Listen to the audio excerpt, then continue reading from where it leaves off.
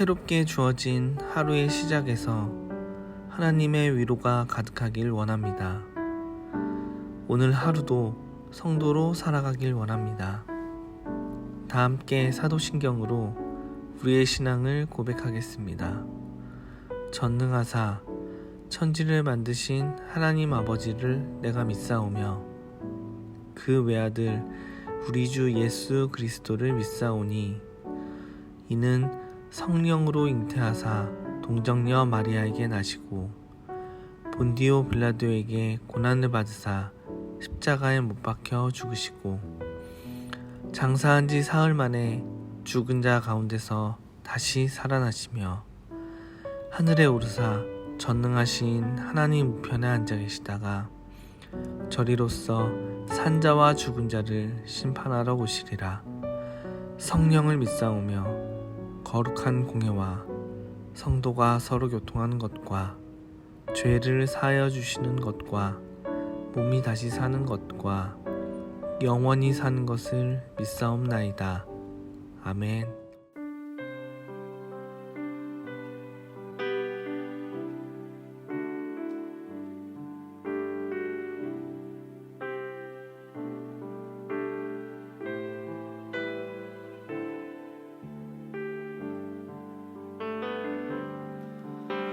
세상의 유혹 시험이 내게 몰려올 때에 나의 힘으론 그것들 모두 이길 수 없네.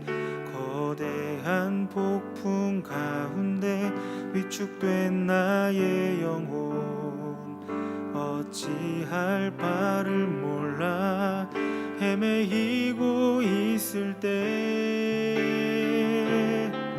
주를 찬양 손을 들고 찬양 전쟁은 나에게 속한 것 아니니 주를 찬양 손을 들고 찬양 전쟁은 하나님께 속한 것이니 거짓과 속임수로 가득 찬 세상에서 어디로 갈지 몰라 머뭇거리고 있네. 공중의 권세 잡은 자 지금도 우리들을 실패와 절망으로 넘어뜨리려 하네. 주를 찬양 손을 들고 찬양 전쟁은 나에게 속한 것 아니니 주를 찬양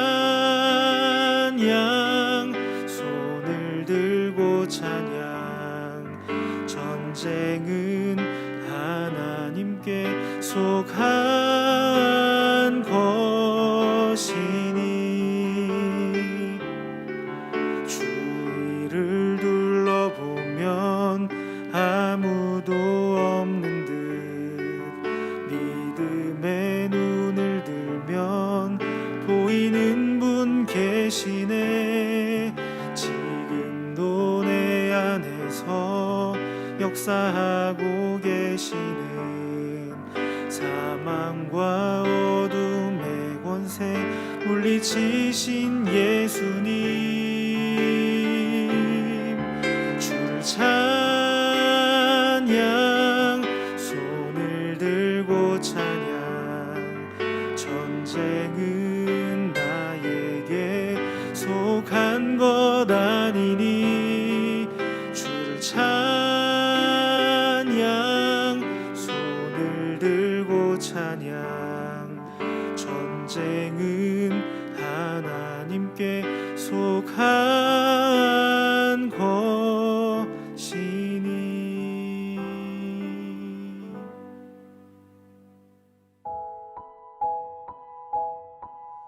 우리가 함께 나눌 말씀은 예레미야 40장 13절부터 16절까지입니다. 가레야의 아들 요하난과 들에 있던 모든 군 지휘관들이 미스바에 사는 그다랴에게 이르러 그에게 이르되 암몬 자손의 왕 바알리스가 내 생명을 빼앗으려 하여 느다냐의 아들 이스마엘을 보낸 줄 네가 아느냐 하되 아히감의 아들 그다랴가 믿지 아니한지라. 가레야의 아들 요하난이 미스바에서 그다랴에게 비밀이 말하여 이르되 청하노니 내가 가서 사람이 모르게 느다냐의 아들 이스마엘을 죽이게 하라. 어찌하여 그가 내 생명을 빼앗게 하여 내게 모인 모든 유다 사람을 흩어지게 하며 유다의 남은 자로 멸망을 당하게 하려 하니라. 그러나 아히감의 아들 그다랴가 가레야의 아들 요하난에게 이르되 내가 이 일을 행하지 말 것이니라. 내가 이스마엘에 대하여 한 말은 진정이 아니니라 하니라. 아멘. 반갑습니다. 오늘 예레미야 40장 13절부터 16절을 중심으로 동행이라는 주제의 말씀을 함께 나누겠습니다. 자, 어제 말씀을 기억을 해보시면 남유다가 바벨론에게 멸망을 당했습니다. 바벨론은 아히감의 아들 그다랴에게 모든 권력을 위임한 후에 유다를 떠나죠. 이제 유다에 있던 왕과 모든 권력자들이 바벨론 포로로 끌려갔고 그래서 더 이상 유대 땅에 존재하지 않았고 유다에는 그다랴를 중심으로 한 새로운 정부가 시작된 것입니다. 특별히 그다랴는 인격이 아주 좋은 사람으로 알려져 있었기 때문에 많은 사람들이 그다랴가 권력을 잡았다는 이야기를 듣고 유다로 모이기 시작했습니다. 그게 어제 본문의 12절입니다. 그 모든 유다 사람이 쫓겨났던 각 처에서 돌아와 유다 땅 미스바에 사는 그다랴에게 이르러 포도주와 여름 과일을 심히 많이 모으니라. 그런데 어디든지 꼭 좋은 사람들만 모이는 것은 아닙니다. 좋은 사람들이 많이 모인 그 자리에는 앙심을 품고 시기하고 질투하는 사람들이 꼭 나오게 되어 있습니다. 이 모든 이야기를 들은 암몬 자손의 왕 바알리스가 그다랴에게 특별한 앙심을 품게 되죠. 그리고 그를 제거하려고 합니다. 물론 어떤 이유로 앙심을 품게 되었는지 우리는 정확히 알 수 없지만 다만 바알리스가 그다랴를 죽이려고 했던 것만큼은 분명한 사실입니다. 그런데 바알리스는 자기가 직접 그다랴를 죽이려고 하지 않았고 이스마엘을 통해서 그다랴를 죽이려고 했습니다. 이스마엘은 느다냐의 아들로서 왕족 출신입니다. 그다랴가 유다를 다스린다는 사실에 대해서 왕족 출신이었던 이스마엘이 쉽게 분노하고 시기하고 있었을 겁니다. 그런데 눈치가 빠른 요하난이 그 모든 음모를 눈치채고 그 사실을 그다랴에게 알리죠. 그다랴는 그 말을 믿지 않아요. 여러분, 이게 중요한데 그다랴는 자기가 믿고 있던 가장 강력한 무기가 인성이었습니다. 성품, 넉넉함, 그것을 끝까지 잘 좋은 이미지로 만들어 가려고 하죠.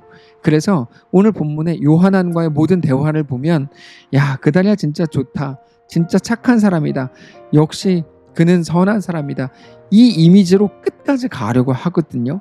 13절입니다. 가레야의 아들 요하난과 들에 있던 모든 군 지휘관들이 미스바에 사는 그다랴에 이르러 그에게 이르되 암몬 자손의 왕 바알리스가 너의 생명을 빼앗으려 하여 느다냐의 아들 이스마엘을 보낸 줄 너가 아느냐 하되 아히감의 아들 그다랴가 믿지 아니한지라. 말해줬는데 믿지 않았어요. 왜 믿지 않았을까요? 자기 넉넉하다 이거죠. 그 사람이 나를 공격하러 올지도 몰라. 난 잘 모르지만 공격하러 올지도 몰라. 그래도 관계없어. 나는 잘 말할 수 있거든. 나는 품어줄 수 있거든. 이런 말이죠. 그래서 요하난이 재차 강조하면서 그 사실을 다시 알립니다. 그러면서 요하난이 직접 이스마엘을 제거하고 내가 이 일을 막아보겠다고 강력하게 제안을 하죠. 15절입니다. 가레야의 아들 요하난이 미스바에서 그다랴에게 비밀이 말하여 이르되 청하노니 내가 가서 사람이 모르게 느다냐의 아들 이스마엘을 죽이게 하라. 어찌하여 그가 너의 생명을 빼앗게 하여 너에게 모인 모든 유다 사람을 흩어지게 하며 유다의 남은 자로 멸망을 당하게 하랴 하니라. 내가 이스마엘을 죽이겠다는 계획을 절대로 막지 마십시오. 당신이 죽으면 당신을 믿고 바라보고 모여든 모든 유다 사람이 다 흩어질 겁니다. 내가 이스마엘을 제거해서 그 위기를 막겠습니다. 모든 사람들은 당신 하나 보고 모인 건데 당신이 죽으면 어떻게 합니까? 이런 말이죠. 그럼에도 그다리아는 자신이 있었던 것으로 보입니다. 그 어떤 사람이라고 하더라도 내가 정치적으로 혹은 말로 바꿀 수 있다고 믿었던 게 분명합니다. 그는 얼마 전에 바벨론의 느부갓네살까지도 어쩌면 감복시켰거든요. 그다리아는 자기의 성품에 대한 자신이 있었던 것으로 보입니다. 자기는 얼마 전에 바벨론의 왕 느부갓네살에게 대해서도 결국 좋은 언어와 좋은 대화로 담판을 짓고 그들을 바벨론으로 되돌려 보낸 적이 있습니다. 그다리아는 스스로의 능력, 성품의 능력을 믿었던 게 분명합니다. 그래서 요하난의 말을 믿지 않았죠. 여러분, 성품이 좋은 게 얼마나 중요합니까? 매우 훌륭한 겁니다. 그러나 그것마저도 영원을 위한 무기가 될 수 없다. 이걸 우리에게 오늘 보여주는 거죠. 16절입니다. 그러나 아히감의 아들 그다리아가 가레야의 아들 요하난에게 이르되 너가 이 일을 행하지 말 것이라. 너가 이스마엘에게 대하여 한 말은 진정이 아니라. 이렇게 말합니다. 그다리아가 어떤 이유였는지는 모르겠지만 단지 오해를 해서 자기 동족을 죽이고 싶지는 않았을 겁니다. 잘하고 싶었을 겁니다. 특별히 자기의 인격과 성품의 능력을 믿고 싶었던 것으로 보입니다. 그래서 그렇게 알게 된 모든 정보들에 대해서 자기라면 인격적으로 잘 다스릴 수 있다고 생각했던 게 확실합니다. 우리가 그렇습니다. 대단히 좋은 것들이 맞습니다. 그러나 그렇다고 해서 그런 것들이 영적인 능력이 있는 건 아닙니다. 인격, 긍정, 열심, 열정, 겸손, 이 모든 것들이 얼마나 좋은 것들입니까? 분명히 모두가 부러워할 만한 능력인 게 맞습니다. 그러나 그런 것들이 영적인 능력이 있는 것은 아닙니다. 그것들을 가지면 이 땅을 살아갈 때 약간의 도움이 되지만 영원한 능력이 되는 것은 결코 아닙니다. 근데 문제가 바로 여기 있습니다. 우리가 어떤 순간이 되면 내가 가진 어떤 좋은 무언가로 모든 것을 해결할 수 있다고 생각한다는 것이죠. 근데 사실 우리가 할 수 있다고 생각하는 그 순간이 바로 함정입니다. 우리는 그때 하나님께 반드시 물어야 합니다. 묻고 가야 됩니다. 우리에게 맡겨진 것은 결과적으로 좋은 결과물을 만들어내는 것, 좋은 결정을 하는 게 아니고 오늘 하나님과 동행하는 결정을 하는 것이기 때문입니다. 그리고 하나님과 동행하는 것은 하나님께 묻고 가는 것이 그 유일한 방법입니다. 그게 신앙입니다. 여러분, 신앙은 하나님께 묻고 가는 겁니다. 결국에 매일같이 하나님께 묻고 가는 것이 우리가 온전한 신앙을 가지는 방식이어야 한다는 거죠. 자, 그다리아가 뭐가 그렇게 잘못됐던 걸까요? 그다리아는 좋은 성품을 가졌습니다. 모든 것을 품어주고 싶었습니다. 의심하고 싶지 않았습니다. 자기의 말, 자기의 인격, 자기 정치력으로 모든 것들을 품어주고 모든 문제를 해결할 수 있다고 확신했습니다. 그러나 그런 것으로 우리의 신앙이 온전해지는 것 결코 아닙니다. 우리의 신앙은 오늘 하나님과 동행하기로 하는 겁니다. 다음 본문에서 그다리아가 죽습니다. 그리고 그다리아의 죽음으로 인해서 그다리아뿐 아니라 그와 함께 새로운 나라를 꿈꾸던 모든 사람들의 꿈도 한순간에 끝나버립니다. 물론 하나님께서 이미 예레미야를 통해서 바벨론으로 끌려간 자들이 오래 살아남게 됐고 남겨진 자들의 멸망을 당할 것이다 말씀을 주셨기 때문에 어떤 일이 일어나서라도 남겨진 유다는 반드시 망하게 될 것이었습니다. 그러나 그게 꼭 그다리아의 어리석음을 통해서일 필요는 없죠. 성도 여러분, 다만 오늘 우리에게 있는 같은 기회, 같은 시간 속을 깊이 생각하실 수 있기를 바랍니다. 우리의 사명은 우리의 어떤 대단한 능력, 대단한 성품을 하나 더 만들어내는 게 아니고 오늘 우리가 있는 그 자리에서 하나님과 동행하는 겁니다. 모든 일에 대해서 하나님께 묻고 듣기로 하는 겁니다. 그래서 우리의 삶은 우리의 지혜로 살아갈 수 있는 게 절대로 아닙니다. 오직 하나님이 붙드시고 하나님이 이끌어 가시도록 우리의 왕의 자리를 내어드려야 하는 것입니다.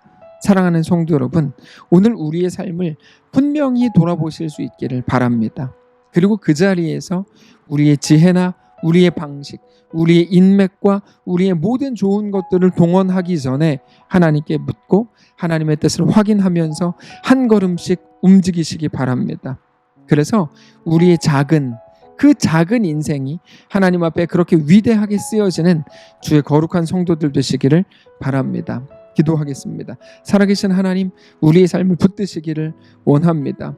내가 가진 작은 능력, 성품, 인격 혹은 어떤 말의 힘, 어떤 작은 것들이 전부인 것으로 여겨지지 않도록 도와주시고 오직 하나님과의 동행이 그 어떤 것보다 가장 소중한 가치인 것을 깨닫고 그것을 선택해가는 귀한 주의 성도를 다 되도록 축복하시옵소서. 오늘 우리의 삶을 붙드시기를 원하며 살아계신 예수님의 이름으로 기도합니다. 아멘. 사랑하는 성도 여러분, 하나님께서 오늘 하루를 우리에게 허락하셨습니다. 믿음을 가지고 우리에게 허락된 날들을 넉넉히 살게 되시기를 바랍니다. 그리고 또 한 가지 광고를 드리겠는데요. 계속 말씀드렸던 것처럼 제가 오늘 태국에 입국합니다.